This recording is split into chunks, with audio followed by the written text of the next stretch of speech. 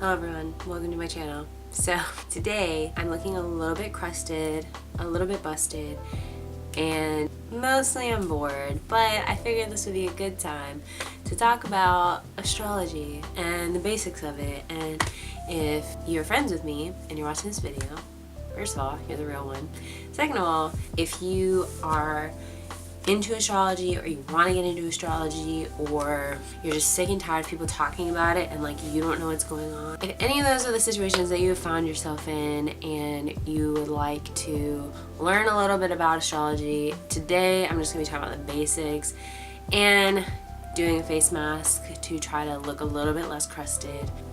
The first thing that is important to know when we're talking about astrology, or the first thing when you're like getting to know anything, like I think teachers always do this, is like to talk about what the actual history of whatever you're talking about is. So astrology really started with the Babylonian people in ancient times. These were the first people that really started to look at the stars and associate them with like shapes. So they would look at something like Cancer's like one of the worst, but they would look at this and they would say like, oh, you know, like those stars up there, they really be looking like a crab. And so they kind of did that, and that's where we like get our constellations from. They were the ones that would see these constellations, and then moving a little bit forward in time, or backwards, later the Greeks started to attach meaning to these constellations. I think the Babylonians did as well, but it was a lot of the Greeks that were attaching meaning within their theogony. A good example is Castor and Pollux, which are the twins of Gemini. They were just really good fighters, and they helped Jason and the Argonauts on their quest to find the Golden Fleece, and so Zeus memorialized them with their constellation in the sky. And so that's like kind of where we get the Gemini constellation. So that's like briefly the history of it. Moving right along. Now that we know that, the word zodiac actually comes from, it means circle of animals.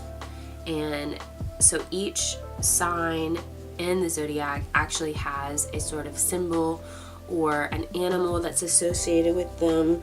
And common animals are Aries is the ram, Cancer is the crab, Scorpio is the scorpion. And then there's also like other people, like Aquarius has like a person, which is the water bear. Virgo has the virgin. I'm a Sagittarius, and we have a centaur archer, which, if we're being honest, is like the coolest one, but there's like that as well. All right, we're gonna get into this face line now. So the only sign that doesn't actually have an animal is Libra, and Libra is actually, their sign is, the scales. So I realized in editing that I didn't actually talk about what each sign means and why we care about these different signs. Each of these different 12 zodiac signs has unique characteristics, values, flaws that make them different. The combination of all these signs together in your birth chart, which I'm going to talk about later, is what makes each person individual and unique.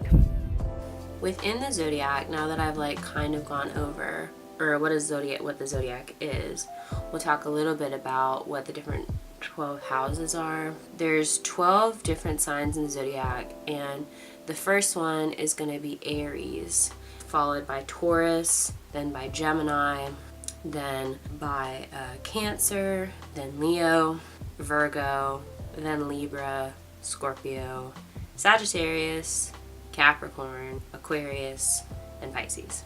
That should be 12. I hope I didn't miss one. Those are the 12 different signs. I'm gonna go through each of those in a later video and kind of talk more about them. So the next thing I really want to talk about is when people are talking about astrology, like what we really mean versus like, because I think sometimes when you talk about astrology, people think that you're just talking about like, oh, checking your horoscope every day. While like that can happen, that's not like the only thing that gets done. To me, I look at astrology more as like a way to get to know myself better, a way to get to know my friends better, a way to get to know how to get along with different people better. I think if you're better equipped with that, you'll automatically know, okay, this person is a Gemini and they're gonna want to do things like this specific way, and it's gonna make my life 10 times easier if I already know how to deal with that, rather than having to like learn about them. And obviously, like, I treat every person as an individual and I don't try to make assumptions about people because of their star sign, but it's just fun. Number one, it's just fun, and it's just kind of a good way to be more in tune with yourself. I think I have learned more about myself and more about what I need from other people in terms of my relationships, my friends, my family, things like that. I think we're all covered on this.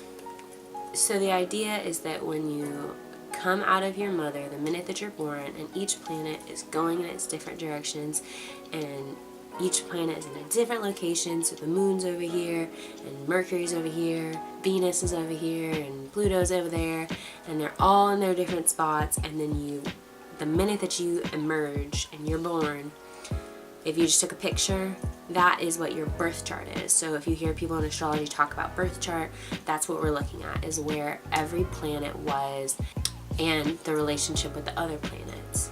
And so those 12 signs that I talked about, those are going to apply to each planet. Each planet's going to be in a different sign, and that is going to have, if you can subscribe to the idea that each planet has energy and the moon has a specific energy, you know, like when people say, oh, it's a full moon, like the kids are going to be crazy, like that's going along with this idea of that planets and these astrological bodies have energy. That energy is going to have an impact on you as a person being born. Moving into that, thinking about each planet and astrological body having energy, that means that you're going to have a sun sign, a moon sign, a rising sign, and then each planet is going to have a sign that it's under, and then there's more things called like houses, midhavens, and different things. So you need to know that that's a birth chart, is where all of the planets are, where they are in relation to each other, and that each of those is going to be under a specific sign. Your sun sign is just the time of year that you were born. So I was born on December 9th, and so that puts me between November 20th and December 20th. That means that I'm a Sagittarius. So that is where the sun was when I was born, or where we were in relation to the sun when I was born. The sun sign is also considered your general disposition. So if you were just generally describing someone's characteristics, it would be the sun sign.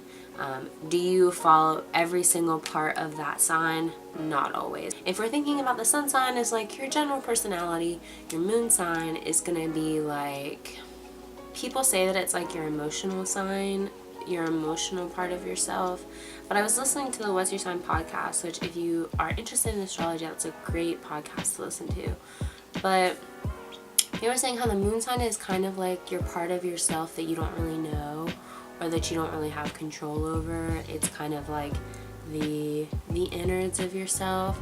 For some people, their moon sign is maybe the part of themselves that they don't like, or that they wish that they could control more. It's maybe like your impulses.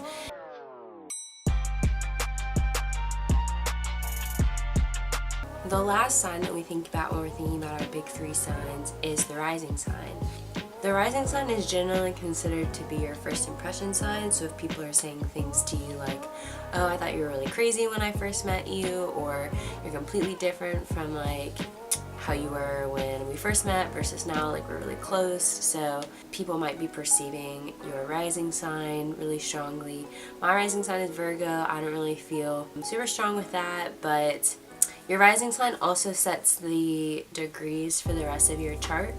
So whatever point that comes out at, that will set the tone for the rest of your chart. Those are pretty much the biggest parts of the rising sign. That's all I have for you guys. Thank you for watching this video. I hope that you found it helpful and at least a good introduction into astrology. If you are looking to find more info, first place I would check out is Cafe Astrology. If you go on there, you can find information about how to find your birth chart. The information that you'll need is your birthday, your location of birth, and the exact time that you were born. So maybe go ahead and like text your mom, your dad, your grandma, grandpa, aunt, uncle, whoever, and try to get that information. Thank you for watching. If you like this video, go ahead and give it a thumbs up. If you'd like to see more content, go ahead and subscribe. But just thank you for being here. Okay, bye.